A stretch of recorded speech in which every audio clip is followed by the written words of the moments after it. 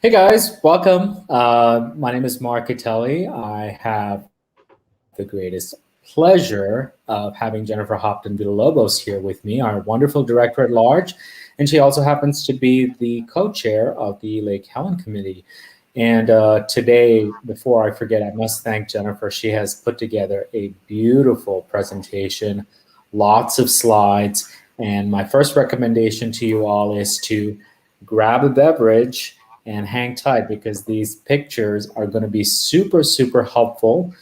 There are a lot of them, and they are great for identifying baby native plants. We call them baby native plants, but you can call them saplings or seedlings. But excellent presentation, Jennifer. Thank you so much for your hard work. It really shows. So thank you in advance.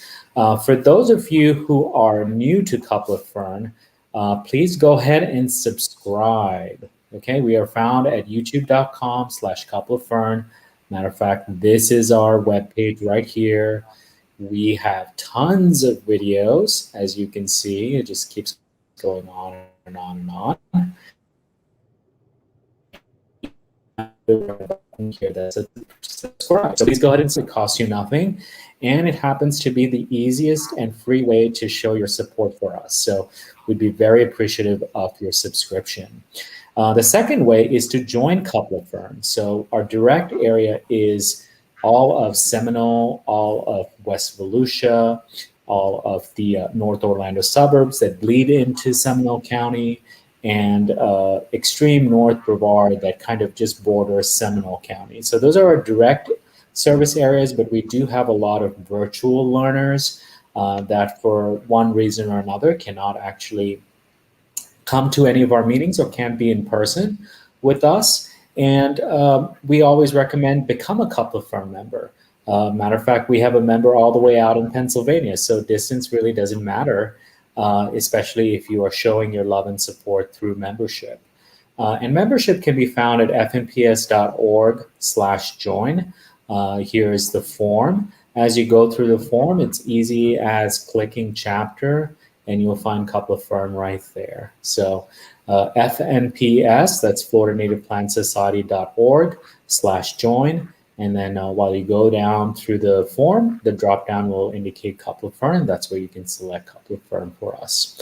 And like and follow us. So we are on Facebook, we're on Instagram. Our wonderful social media team has also done Pinterest, and now we're on Twitter as well. But for now, our biggest and largest channels are Facebook and Instagram, and they do have a robust following there. So please follow along with us. Social learning is the name of the game these days. We all have busy lives, so please like and follow us through those channels. And Jennifer, if you'd like to introduce yourself, and I can help toggle through the slides for you, and you can welcome all your audience. You have a great crowd here today with you. Great, thank you, Mark. So today I'm going to be talking about spring gardening, which I always say every season is my favorite season, but right now spring is my favorite, so I'm excited to talk about it. So springtime is new beginnings, new opportunities. So when you're gardening with native plants, so I didn't start with native plants. I've probably been gardening my whole life.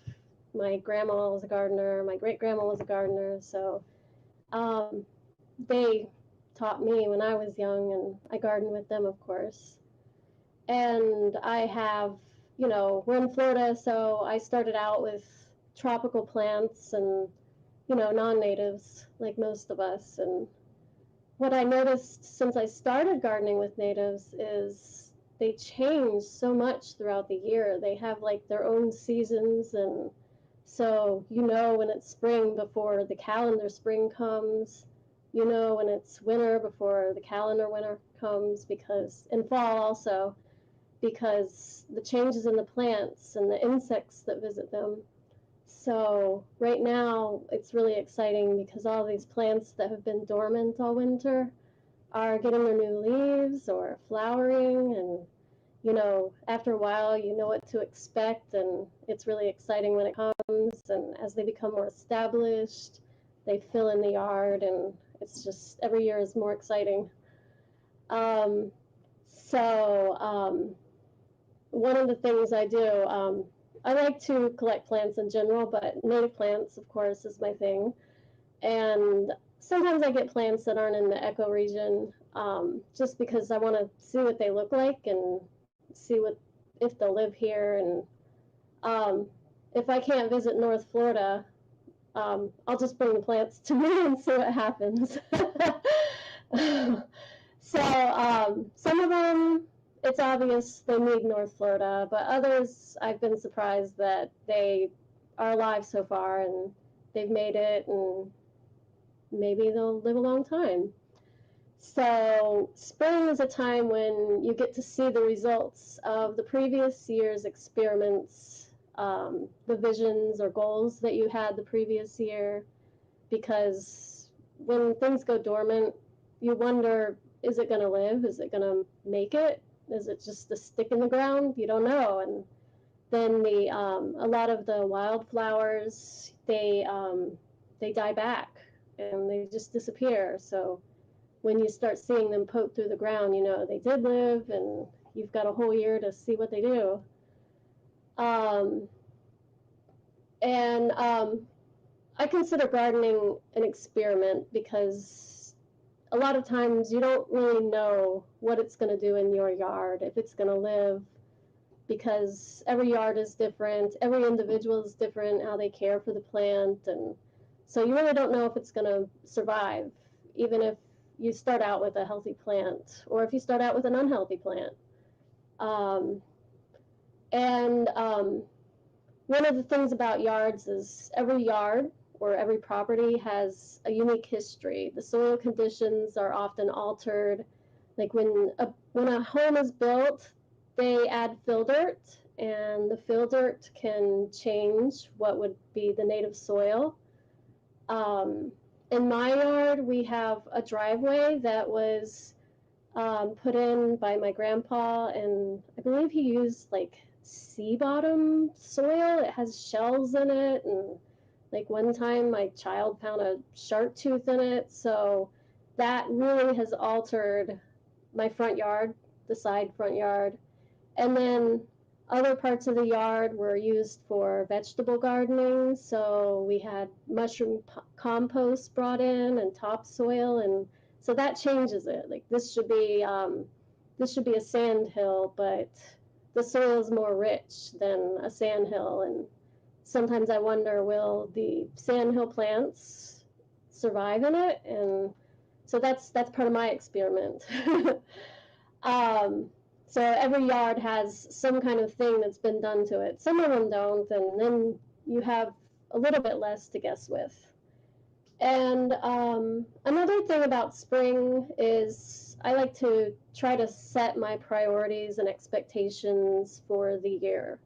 It's more of a new year to me during spring than in January, when everything's kind of going to sleep for the winter.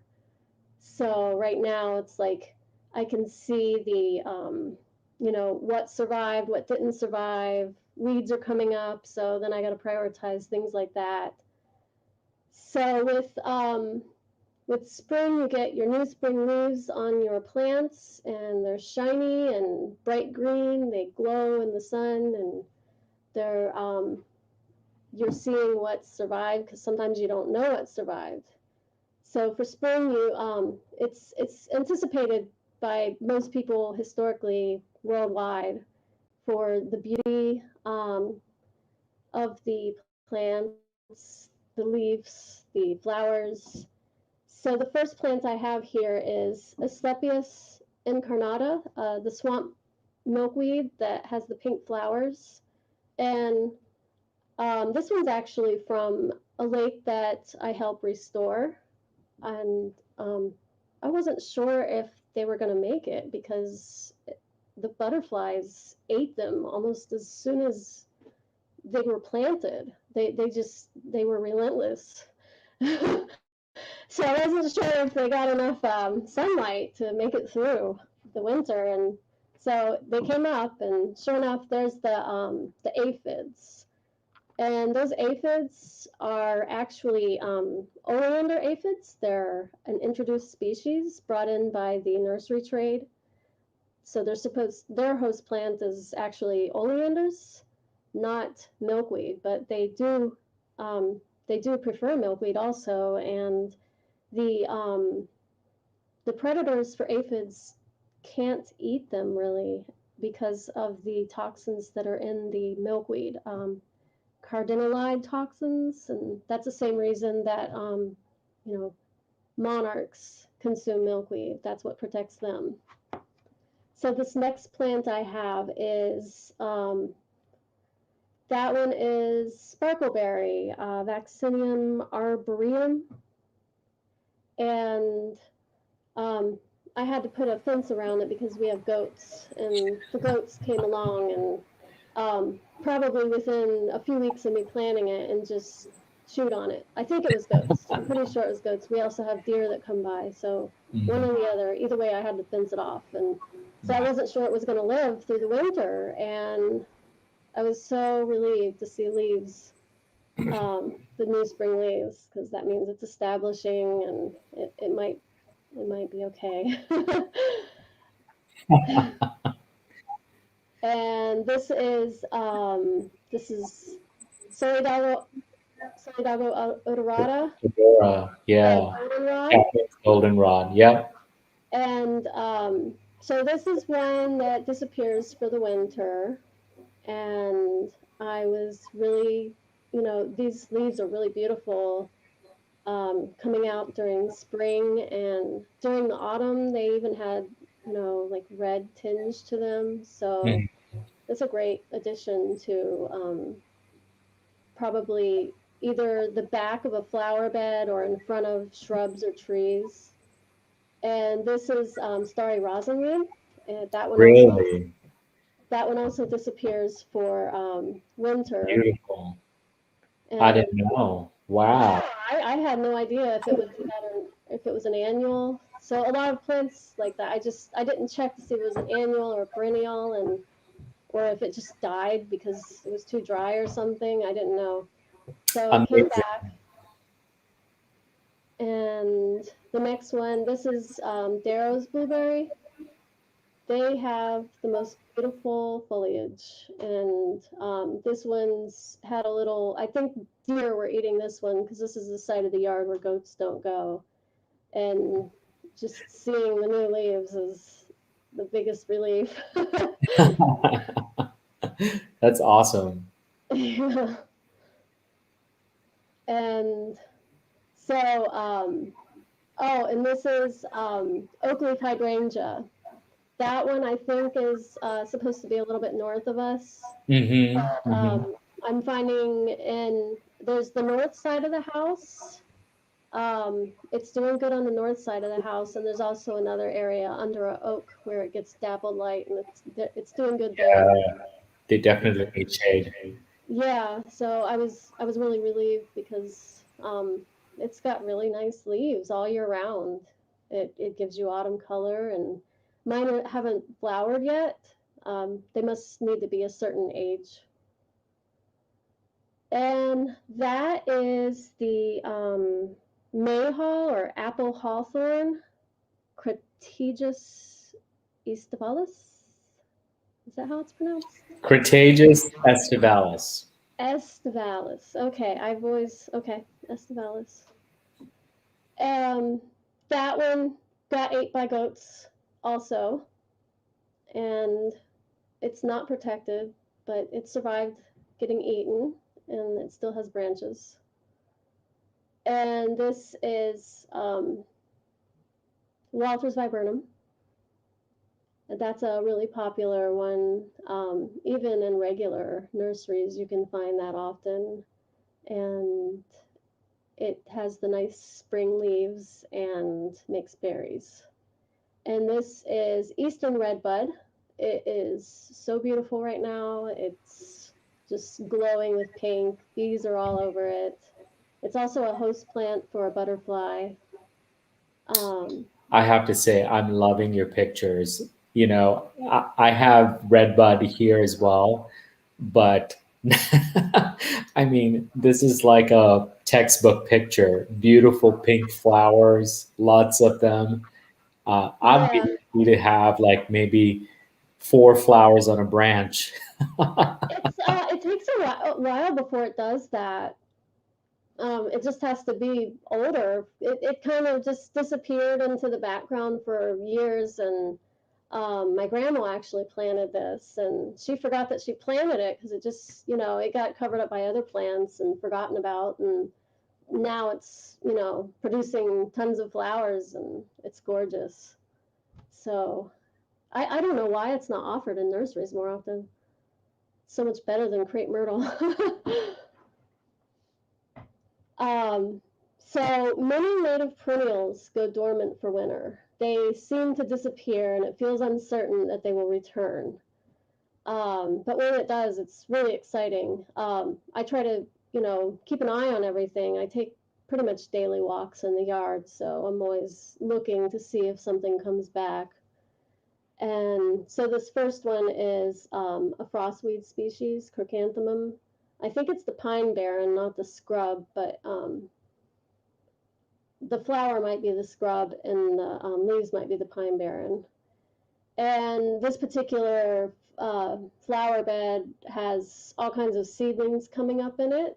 So in this picture, that's native strawberry.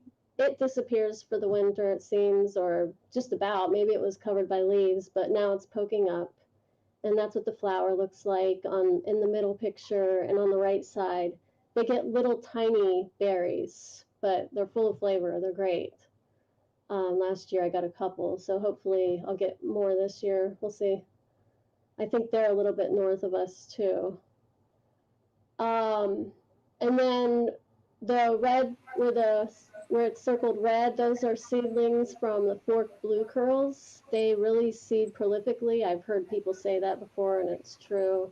So that's really convenient if you want to transplant them when they get big enough to other areas, or give them to friends. It's a nice gift to give to people because it's a pretty bush.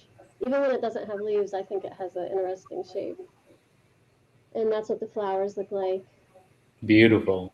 And those little spots with the white background, that's what some people like to say is the landing strip for the bees. It's supposed to be there for the bees, not for Hmm. us, because we just happen to like it. And then there's lilac sage that's blooming all over the place right now, and it has this light lavender purple flower. Um, It's and beautiful. they pretty much can ground cover under trees. They reseed, and Yeah. just Low they have maintenance. basal leaves, and they can just cover a whole ground. Another one you can give gifts. And then this is woodland poppy mallow. It is also, I think its native zone is in Jacksonville area, or maybe there in north, but it's There, endangered. it's north of us. Yeah, It's like it's in Marion County and in the Panhandle. yeah, but this is an endangered species, Yes, it is. and I think I got that one from mail order natives Really? Okay. online. It was mailed to me, and I put it in a couple spots under, like, where trees shade part of the day, and it's coming back in both of those locations, and it'll make quite a few flowers. It was happy last year. It's drought tolerant, so it looks like our heat isn't too much for it so far, um, and it's a really pretty flower. Okay, so this is an important one here. So it's kind of like a law to know thy weeds, because springtime is the time to try to catch up, to get ahead of the Yes. weeds. Yes. And when you're native gardening, they reseed, and then you've got to know, well, which one do I pick and which one do I keep? So I took a few pictures of places where you know, there's seedlings coming up, but there's also weeds coming up, and if you're keeping an eye on this every day, you eventually learn what they are. So in the blue are the keeps, and in the red are the pull out. So we have just some random, probably nut grass. I have a lot of nut grass in my yard. And also that, I think it's Richardia, that has the little star-shaped white flower. And then in the blue next to the Richardia is a white indigo, Baptisia alba. And those are pretty drought tolerant. I grew those by seed, and they did really well by growing by seed. Sometimes I have complete failures with seeds, so that one actually worked out. That is toadflax. So those are blooming right now, or finishing up their blooming. They have the light purple flowers. And then above the toadflax, it's most likely Coreopsis. That's from a wildflower mix. Oh, that's the Carolina, the purple flower, Carolina petunia. Elephant's foot. Is that elephant's foot? Yes. Oh, okay. Yeah, I have that in the area too. Yeah, it's also Elephantopas carolianus. Carolina's okay. elephant. Okay, because there's also the petunia, the purple flower that's like a kind of low on the ground. So I thought that's what it is. And then some more grasses are on the side, and then there's a some kind of sorrel. Sorrel is a common one that comes into the yard. And here there's two little plants in the middle, and those are, if I labeled it right, those are the Asclepias tuberosa, and I grew them from seed, and I put them in seed flats, and that, is that a slip? No, that's grass. That's nut grass right there. But these in the middle are the Asclepias tuberosa, the milkweed that has the orange flowers. And I've had a lot of trouble getting them to transplant when they're mature. And if you transplant them too soon, they die. So I think I found my Goldilocks conditions here. And notice seed, the seed leaf. It looks like a spatula. That's also an indication that you're not going to have a grass, in the beginning. So if you're weeding for nutsedge and other types of grass, you won't have this spatula-looking seed leaf or the cotyledon leaf in the very beginning. So yeah, wonderful pictures here of baby native plants. I love it.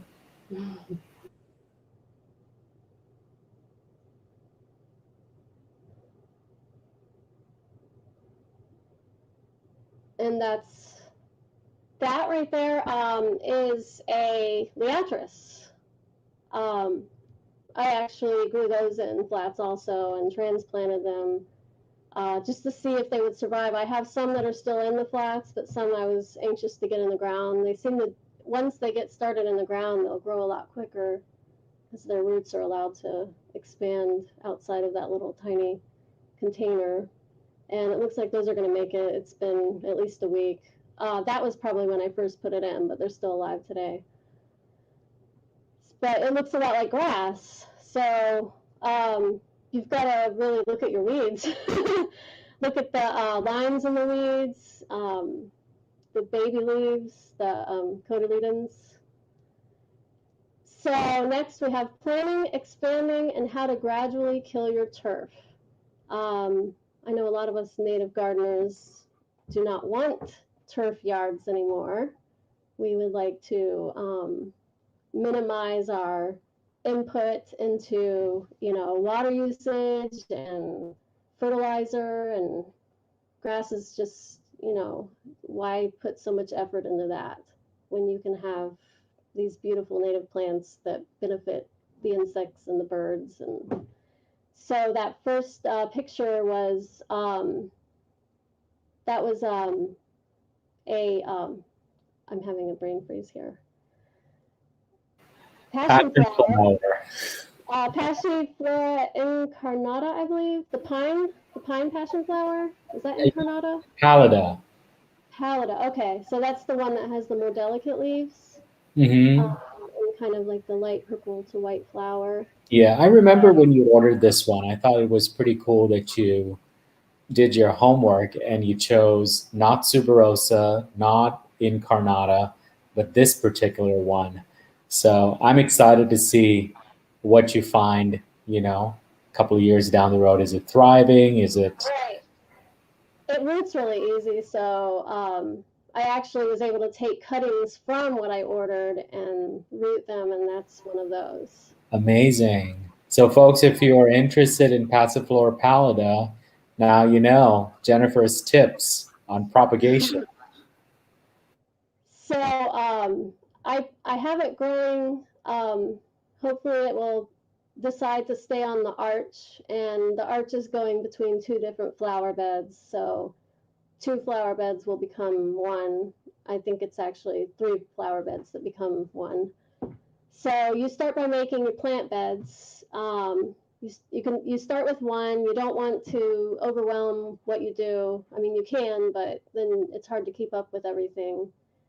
Um, so as that matures and fills in, you can either make the bed larger by weeding around it, which is what this picture is showing. So you can see the mature plants that are green, and then in front of it is mulch where I've dug up the turf and covered with mulch, and now I'm trying to add baby plants into it.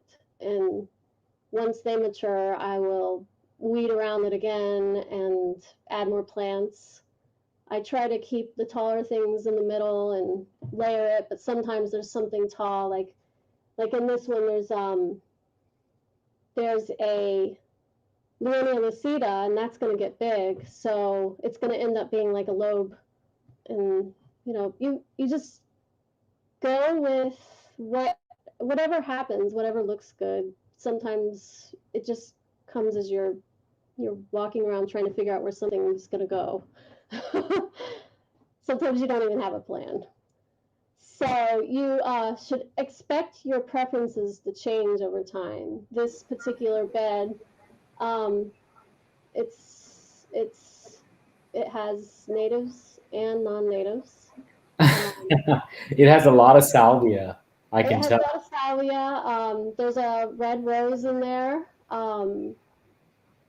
And there's some ginger that I need to take out because it just does not look right. It has camellia, but then um, it has passion flower in the front, and that's not showing up on here, but it's got a bunch of native flowers. And it's kind of funny because it's like the center's non-native, and then it's got Mhm. layers of native going around it, so you can kind of see where my mind has gone. So expect your preferences to change over It time. looks nice. It looks like it'll turn into a nice little low growing meadow of wildflowers. I think that's what it'll end up. You'll have to move your Lionia and your rose because they'll become, medium sized shrubs. But other than that, it's all nice and low growing and easy to maintain. And it looks like it'll reseed year after year. So even through that pine mulch, the small little seeds of the salvia will find their way to the soil and Oh yeah, start they the next have. generation. It breaks down and it finds its way into the soil and it pops up whether I want it to or not. um, so sometimes bad things happen to plants that would have been healthy otherwise. So you do everything right and something bad happens to it. Like for me, it's usually something eats it. But like that Leonia, a goat got loose. I'm having problems with goats getting loose. and it actually pulled it completely out of the ground, and I thought for sure it was going to die, but it survived. And this one right here is a tar flower. Wait, the one on the right is not a tar flower. The one on the left is a tar flower. Oh my God, that is a tar flower. We actually have an image of it later on. So okay, Okay. thanks for reminding me. So Yeah, the this, tar flower, the one on the right is Rusty Leonia, which okay. also I think the Rusty Leonia was eaten by a deer. Oh my And goodness. so I was really excited to see it has its new leaves. And the one, sorry, I have horrible, ugly fingernails. um, so the tar flower, I don't know what exactly happened to it. I might have blasted it with a hose, like ran it over. That seems to be like the day after that, it started losing its leaves. So I don't know if that's what did it or if it's just been too dry. And I thought it was dead, but then I just clipped off the very end of the stem and it was still green inside. So now I know it's alive. It's probably just in shock and it'll maybe make leaves again. Yes, it So will. that's how you can test to see if something's alive. Preferably you don't click off the whole stem. You can scratch the stem and see green on it. That's the cambium, and that's the Rusty Leonia. It I'm so grateful that it didn't die because I actually had quite a few of them, and like two of them died in the pot before I got them in the ground, and the other two that I got in the ground are alive still, but they've both been eaten almost to the ground, and they're coming back. So they must be tough. There's the tar flower. So it looks like it's dead. Like I don't know. It looked fine for weeks, and then it just turned brown. You can see maybe there's a little bit of green leaves on the center. Um, so don't give up on a plant just because it looks bad. Sometimes something happened to it. Sometimes it's in the wrong spot though.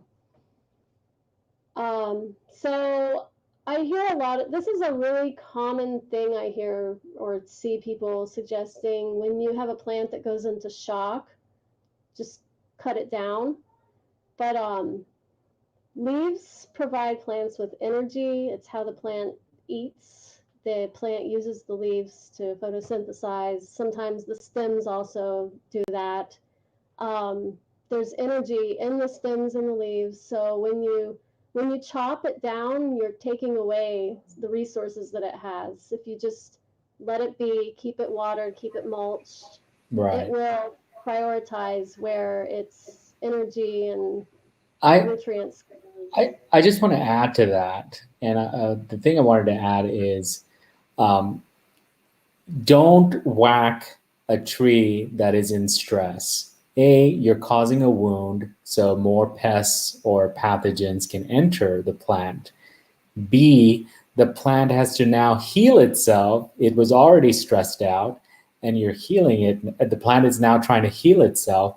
And C, you have created an opening for water to be lost. So, plants, as usual, as all of us know, they are water driven organisms. So they must retain water.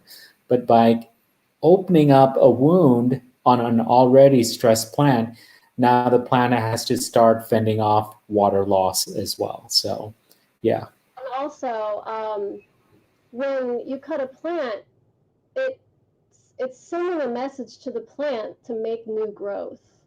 So if you trim it down to where it's alive, there's chemicals that it creates that says make new leaves and stems. So when it's shocked, it needs to focus on its roots, not making new leaves. So it'll decide when it's ready to make new leaves. I've had plants that look dead for months and then all of a sudden new leaves come out, which it'll there's something that's going to show up soon for that about that. No, you can go to the next one. So this is the one I was talking about. So this is a summer haw. I put it in a place that, remember when I said that the side of our yard has and driveway has the seashell floor. I put a bunch of mulch on it, and it's been allowed to decay, and I was able to dig a hole big enough to put the summer haul in it. And I'm pretty rough with plants when I plant them, so I thought maybe it was dead, but I didn't give up on it. And so I kept it well mulched. I made sure that it was, the soil was moist, and I just let it be there, and eventually it made green leaves, and that's the red that's circled there. That was the day that I saw leaves, because I literally checked it every single day. And there were some stems that were dead, but I always was able to scratch a piece and see green. And that's a more recent photo. It's leafing out this spring, and it looks like it's going to be okay. And that's a rough place to put plants too, so I'm really excited that it's alive.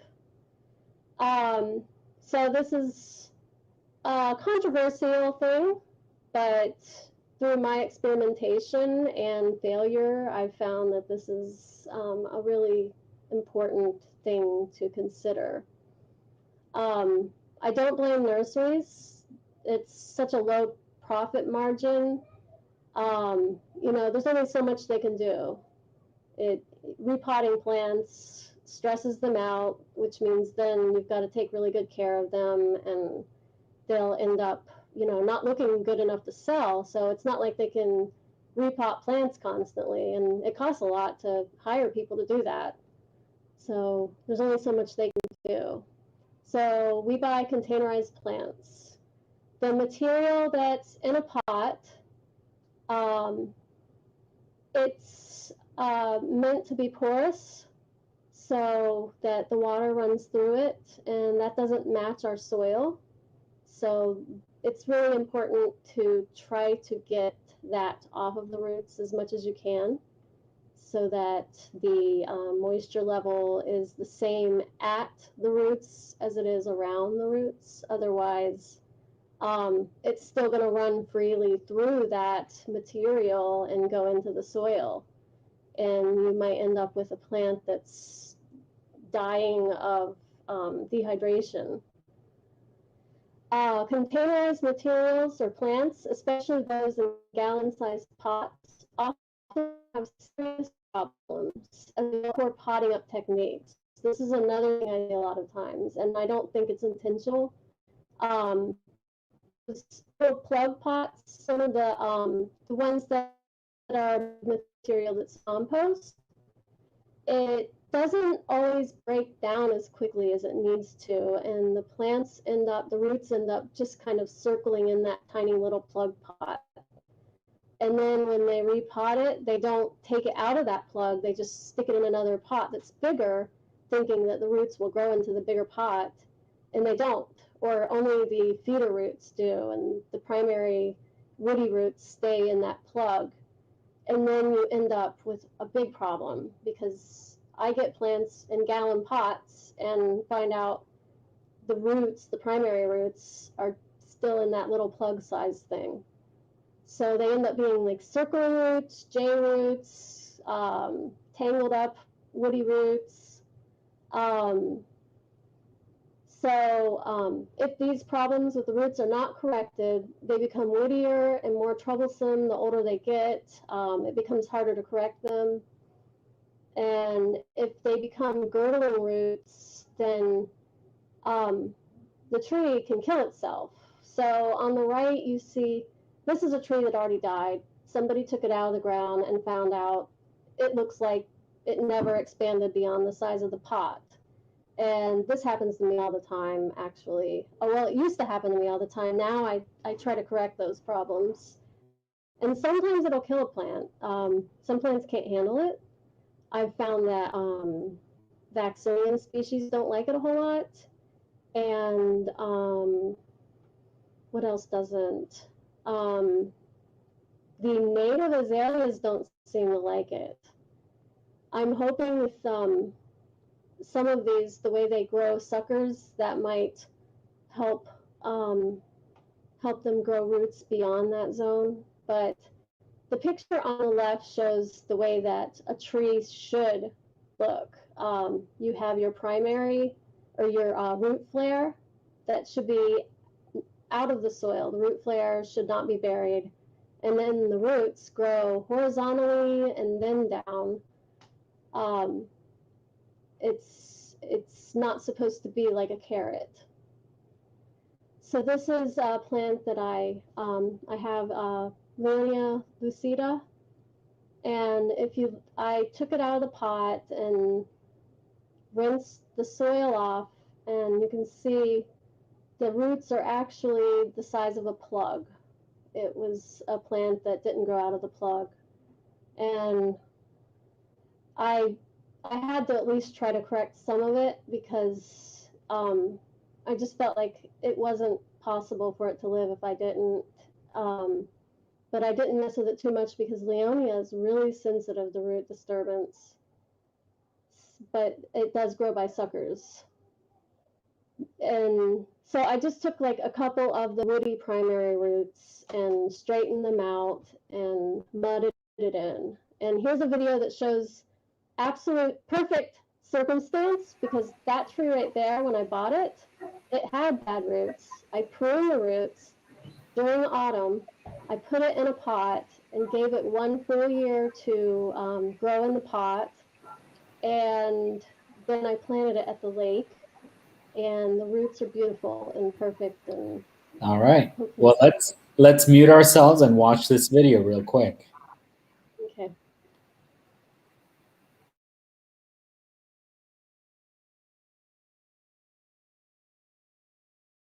Alright,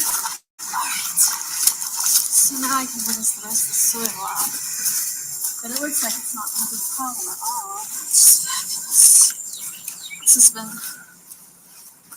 growing back. Alright. There we go. Alright. Ready? So now we take the roots, get them so they're not growing around in a circle, because roots grow from the end. And you want to have it go out like the wheels of a bicycle. So when you go out, so just get it all. Give it a new hairdo. Yeah. Straighten its hair out. That's like combing my hair in the morning. Yeah, exactly. It's just like, try not to rip your hair out. Just wet it and it all comes together. Wet it and set it. Oh, so happy to see it like this. Yeah, that looks great. Now, I did not do this to the magnolia. I didn't rinse it. I did shake the soil off of the roots, but I didn't rinse them. Okay, so I make a little bowl-shaped mound soil. Try not to get any freaking roots in it.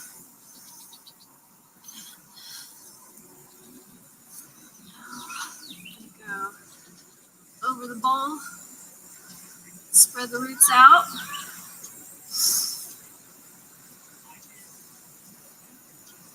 And That has to be a girl. It has a ball gown on. Yeah, it's pretty, isn't it? I'll have to come back and weed some more. It's like a train on a wedding veil or something. Might want to make it a little bit deeper. Oh no, I liked her dress. Sorry. It's just, gotta make sure I don't make it too high. There we go. But not too low.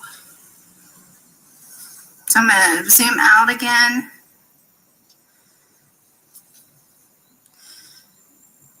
And then the roots will grow out. The way that they take up the water and nutrients, they need oxygen. So if they're too deep, they can't do that. And if they grow around, they can end up basically choking themselves to death. It's just not how they grow in nature. Oh, okay, I'm not worried about the magnolia then, because that sand over there is not nearly this dense and compact. It's real loose sand, so it'll have plenty of air over there. These are really different soils, considering they're right around the same lake. It's fascinating. Yeah, well, all of Florida is kind of like that. If you walk around on a larger piece of property, you'll see like the elevations change, and with the elevations, you'll get different soil types. The other thing is this part where you're at used to be underwater. I'm sure it did. Mm-hmm.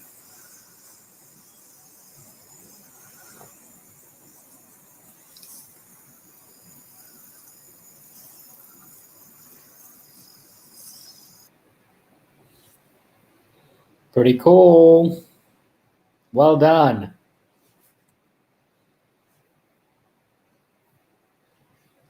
Okay, so she actually did go back and wash her magnolia after that was done. I guess she had second thoughts, and it ended up being a nice magnolia. That was good roots too, and we did the same thing with it. And they're both.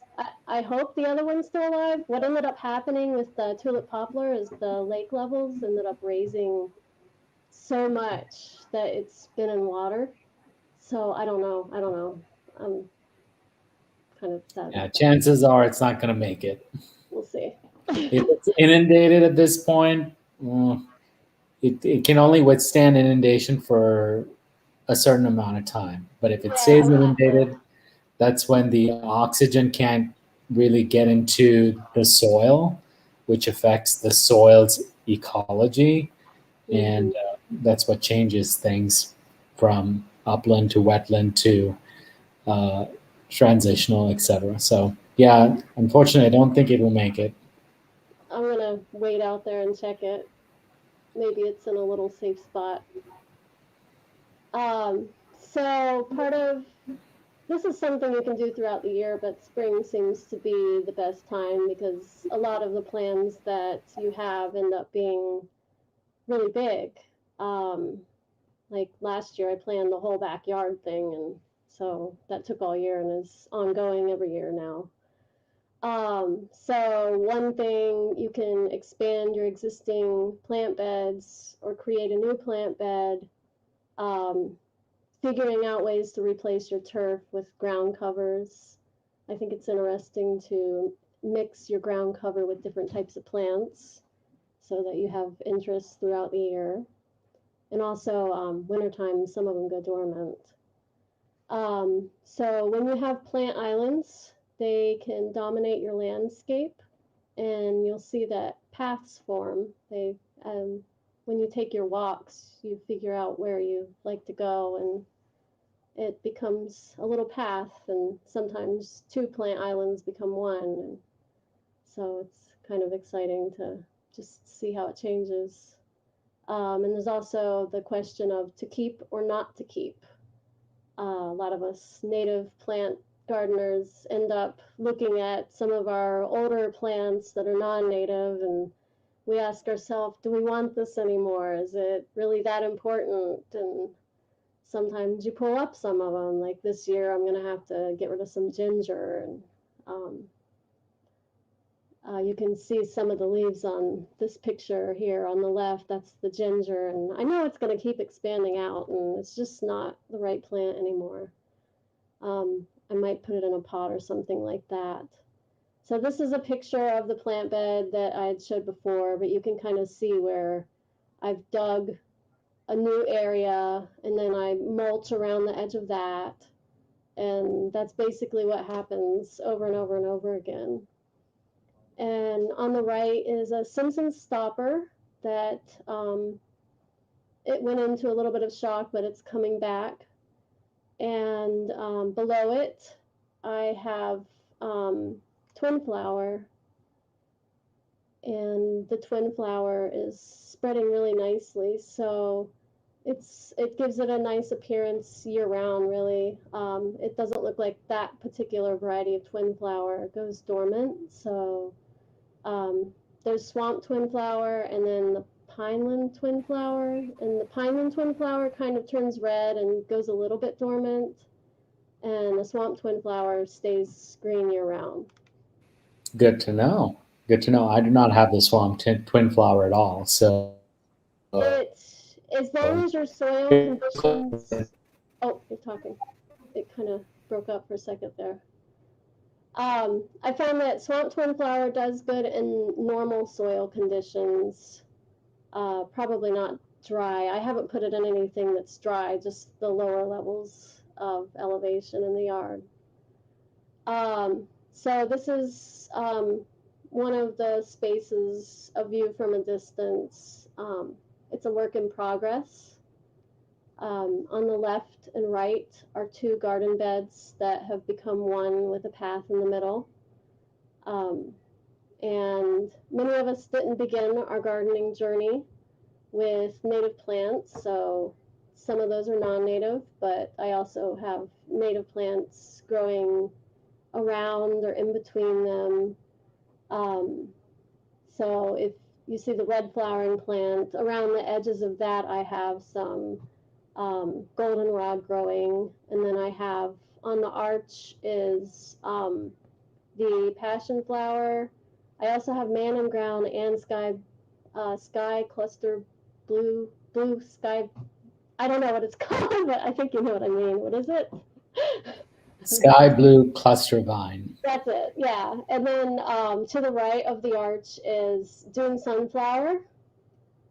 And then to the right of that is a bottle brush. And then below the bottle brush, you probably won't be able to see it, but there's different varieties of like sandhill community wildflowers that go down the hill. And then where there's the that orange colored pot is the summer hall, because the elevation drops from upland down into a lower level, and also it has the garden soil down there, so it's a richer soil. So it's just kind of showing how you start with one thing and you add more things, and oh, I lost this. I didn't even see this in my slide. So this was supposed to go with that other one, and this is showing on the bottom you have the chalky blue stem, but then below it you can see growing is a little grass that is not chalky blue stem, and it might be, actually that one might be a dayflower starting up, because I have a big dayflower problem. Same with the one above that arrow, that's a dayflower also. And then the other red arrow is pointing at nutgrass. And so that's just the kind of thing when I do a lot of what I call ninja weeding, so when I'm taking my walks every day, I see something coming up, I just pluck it out. But during that plucking, you kind of learn what things look like. And so you end up being able to identify things early on. And the other side, I think that's a mystery plant. That is a mystery plant. My labels lost their tags because the water destroyed the Don't I know it? Don't I know it? I have a mystery plant in my front yard, and I don't know what it is, and it's killing me. It's killing me. Yeah. It's blooming, So and whatever, I just don't know what it is. yeah, I have a bunch of mystery plants, and whatever that one is, there's a bunch of them, and I can't wait to see what it is. And it's got to be something good, because I don't think I would intentionally plant something I didn't like. So that'll be fun to see. Oh, here's some more. These are the ones that disappeared. That's so funny. That should be Elliot's love grass, the one that's squared. And then there's a ton of nutgrass around it. And then below, that's probably a forked blue curl, because that particular zone has forked blue curl. And oh, here's some more. That's the milkweed, the Asclepias tuberosa, and that's That's either nutgrass or liatris. Yeah, And then the picture I'm pretty saying sure that's not grass. Yeah, okay, so it should be a red arrow, meaning bad news, yeah, not good news. Okay, yeah. okay. Any more surprises? Oh, yeah, there's the starry rosinweed, and oh, that's so Hamelia, that's starry rosinweed, and then on the other side, that's Hamelia patens. That's the red colored foliage, and it kind of died back during one of the colder nights, but it's growing leaves. The it's up on the top of the photo, the Hamelia, the firebush. Oh, there we go. Yeah. So it's growing from the base, but also the branches that lost leaves this winter are starting to grow new leaves. But then all around it is the forever Ginger. dayflower. But dayflower is easy to pull up.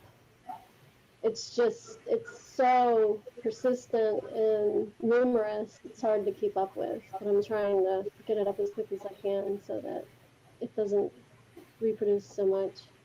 And some more. This is fun.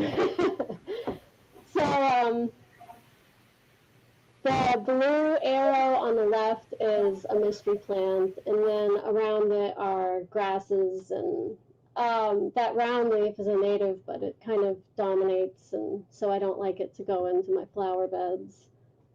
And the others are just different wildflowers that are reseeding. Um, and I can't really see what that other one is, but where is that at? I'm trying to, I see one of them is Mimosa strigonosa, the sunshine mimosa, the one at the top right corner. So that, Yeah, they just need a little more uh, time. They're so small. They're so small that they need just a little more time so that we actually can really tell what baby native plant they are. They're really tiny. So I love this picture because it shows that it's spring and maybe in 3 weeks you can start weeding faster and you without regret. yeah, that's one thing. When in doubt, just let it grow, and if you need to put something to, mark it so that you can keep an eye on it, then you'll learn what it looks like, and you'll eventually be able to identify it easily. Um, that is another milkweed that's Super growing tiny.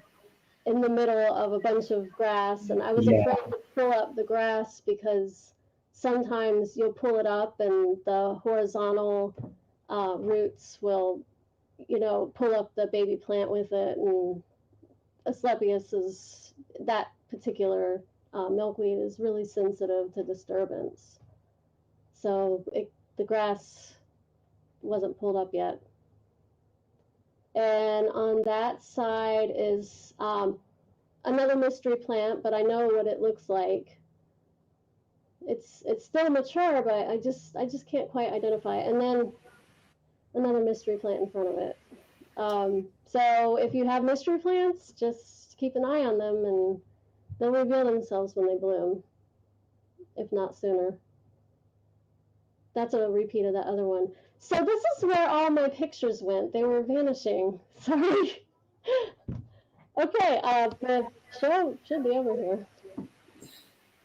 Yeah, they were actually in another section, and I grouped them up accordingly because I thought the viewers would like a break between Know Thy Weeds, preparing, and then some more pictures of weeds. So I said, okay, let's just keep it like it is. So on the right side, that's going to be milkweed, but the photo on the right side has, I'm pretty sure that's not elephants, but I'm pretty sure that's that petunia. It's got a little purple flower, lavender color, and then that's the Baptista alba, the white indigo flower.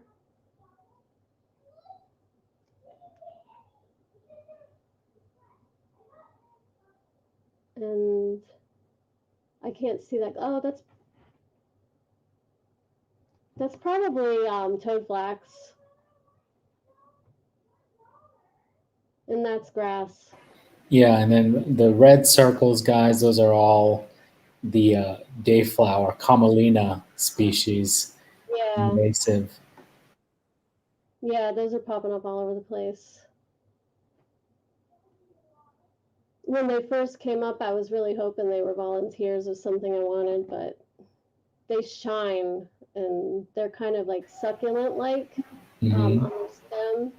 So you can at least identify them early on. And these look like more of your violets. Violet, just And then it's a pop colored flower. all these red arrows are nutsedge, Yeah. nutsedge, nutsedge, nutsedge. This looks like Florida puzzly or Richardia scabra. Hmm. And contrary to its name, Florida puzzly, it's not native to Florida. Um, and here's that Camelina. I believe this would be Camelina It's bengalensis. grass with kind of like a wavy color, Yeah. wavy leaf. Hmm. Yeah, those are ones that just pop up in random places.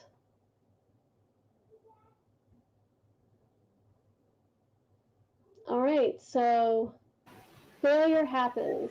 It's a learning experience. Always try for success. Even if you can expect that failure might happen, and that's okay. Just be okay with losing a plant, especially if a lot of native plants you can get for like under $10. So it's not like the end of the world. If possible, acquire more than one experimental plant. That way, you can increase the possibility of survival. Try to put them in places that align with their native habitat. But if you have a lot of disturbance and alteration to the soil, just see if you can get as close to its native habitat as possible, and it might make it. A lot of them surprise you, like the swamp twin flower surprised me. I didn't think I could grow it, but it really is more durable. It's not always your fault when a plant dies. The world is very unpredictable. Dogs can cause problems with plants when they pee on them. So animals, I have a squirrel problem right now. They're digging in everything. So I put baby plants in, and the next day I come and half of them are dug up by squirrels. And if you really desire a plant, don't give up on it, assuming it's in your eco region and ecosystem type. So if you live on, a sandhill and you're getting a plant that should be on a sandhill and it keeps dying, um, there's something going on. Just keep keep in mind the different factors that's happening with it. And one factor that's the roots in the pot could be the problem, or the soil in the pot is the problem. Um, so just try different things.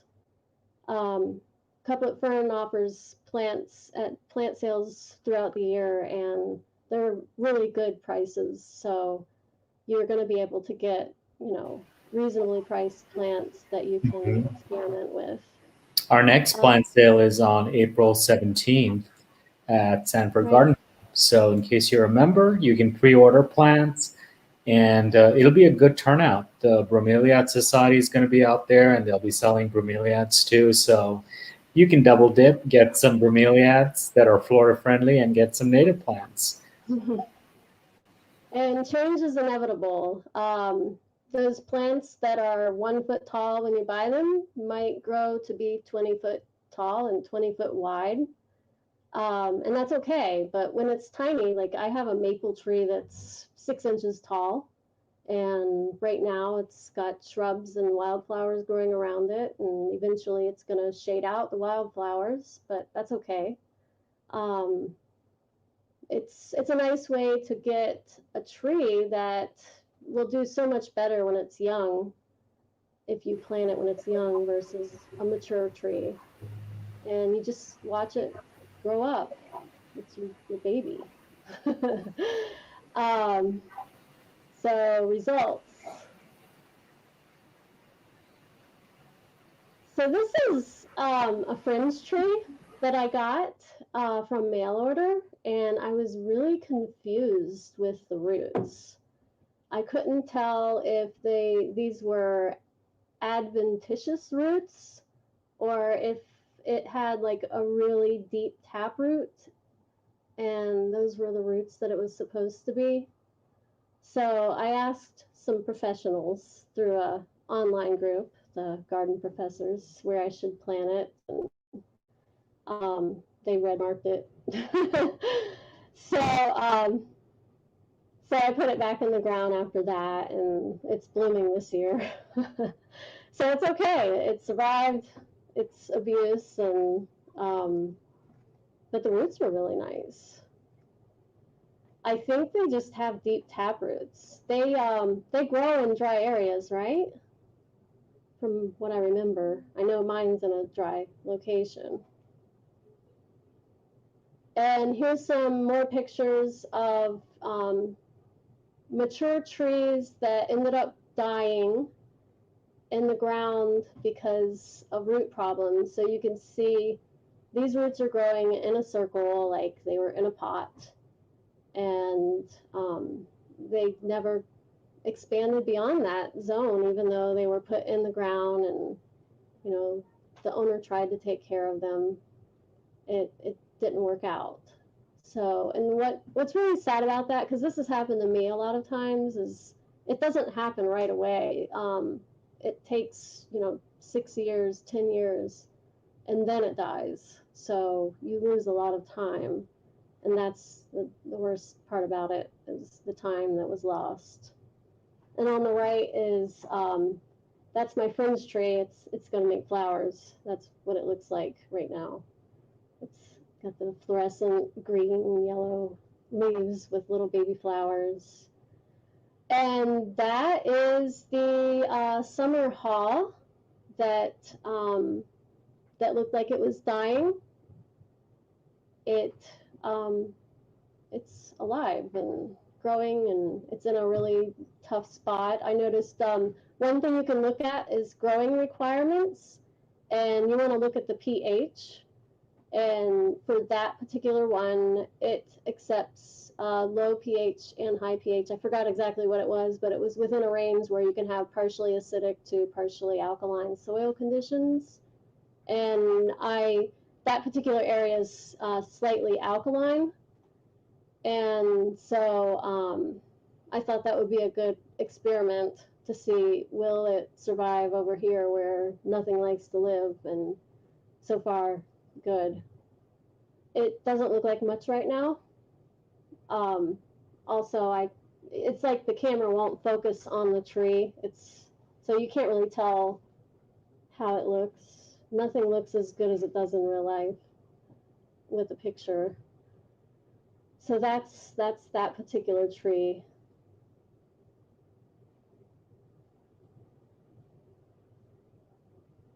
And there's more pictures of it.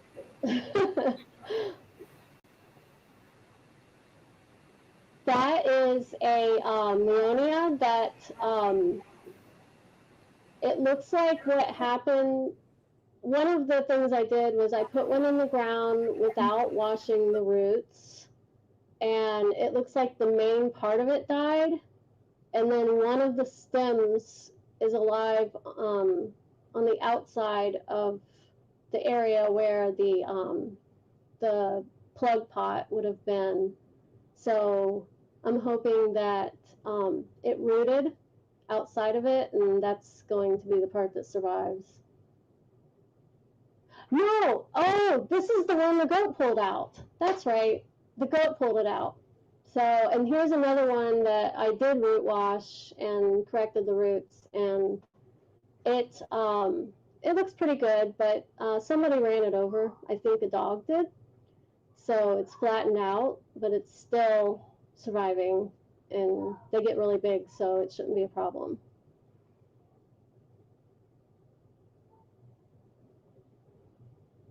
Yeah, I wanted to add, it'll come back. Just take a look at this new growth. It's going straight up. So Yeah, something ran over it. that's And that some of encouraging. the broke. Yeah. All right, more results. Okay. So the one on the left is a high bush blueberry, and the one on the right is a shiny blueberry. And I have the high bush under a couple pines that died, and it was really exciting to see so many flowers because it was, I've been waiting all winter for that. And the shiny blueberry is out in more sunlight, and it has really nice foliage. So I think blueberries are a really great addition to yards.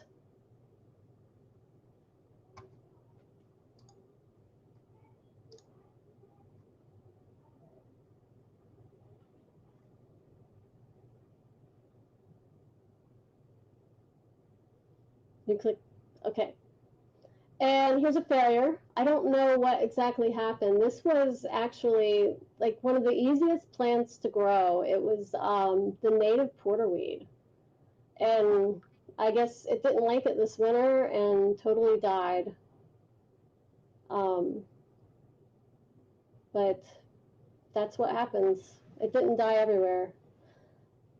And that's showing the tar flower again, and the one on the right is Leonia lucida with flowers, and that's the newest one I planted in a zone that I actually removed some non-natives from. And on the left is a dead Leonia, but next to it is Salvia lyrata and the shiny blueberry. So, some things die, you just grow stuff around it and keep going. And the other one was on another slide, so that was the Simpson stopper. Spring is exciting. You see your plant children return from dormancy. Those plants that you haven't seen survive winter are especially anticipated. And the image there is two different types of calamint, and they have different color leaves, and they've been blooming, I think, since autumn, just blowing up with pretty flowers that I don't know why these aren't available in the nursery trade. This is a repeat slide. Have we started over? Okay, this is different. No, this is the slides before. I guess I think we should just close with this because this is a repeat of everything. How did that get in there? Oh my god. The mysteries of using Google Slides on your phone. It like disappeared. Everything disappeared. And It's okay. We're having fun. That's all that matters. So this is pretty. blue-eyed grass, and Yeah. what's this on the right? That's pretty cool. So on the right, that's one of the calamints. And I have a bunch of spiderwort growing in the same bed as that. So there's like this deep dark purple with the yellow stamens, and then the lavender pink purple with the calamint, and it's just a really nice mix of plants. And then on the left is that's a weeping Japan holly, Mm-hmm. and on the right is that's that flower bed that has different types of blueberries. It has the Darrow's blueberry and shiny blueberry and different types of wildflowers. So during the spring, you assess the progress you've made from the previous year, what survived, and you make plans for the upcoming year and try to get it done really fast, because when summertime comes, it's really rough to transplant plants into the soil. But I do find when it's like hurricane season and there's rain for weeks at a time, it's not so bad. It seems like you can still transplant at that time period. So if you know you're getting a good tropical storm, you might want to. That's a good opportunity. And the plant right there is the mystery plants. It's a whole pot of them. I'm suspecting that they're a Carpophorus species, and they're transplanting really well as baby plants, as long as the squirrels don't dig them up. So that's that flower bed that I put a bunch of those in before the squirrels dug them. But there's still like 3 survivors. Can you hear the shooting? Is that what it is? Yeah, I live in the country, so. Wow. Fun times. Yeah. All right. And here we're coming to the end, guys. This is This